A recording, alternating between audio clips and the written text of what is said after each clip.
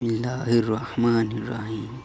آج کی حدیث مبارکہ حضور ختم النبیین صلی اللہ علیہ وآلہ وسلم نے ارشاد فرمایا، اللہ عز و جل فرماتا ہے، اے آدم کے بیٹے، جب تک تو مجھ سے دعائیں کرتا رہے گا اور مجھ سے اپنی امیدیں اور توقعات وابستہ رکھے گا، میں تجھے بخشتا رہوں گا، چاہے تیرے گناہ کسی بھی درجے پر پہنچے ہوئے ہوں۔ مجھے کسی بات کی پرواہ نہیں اور ڈر نہیں ہے۔ اے آدم کے بیٹے، اگر تیرے گناہ آسمان کو چھونے لگے، پھر تو مجھ سے مغفرت طلب کرنے لگے تو میں تجھے بخش دوں گا اور مجھے کسی بات کی پرواہ نہ ہوگی۔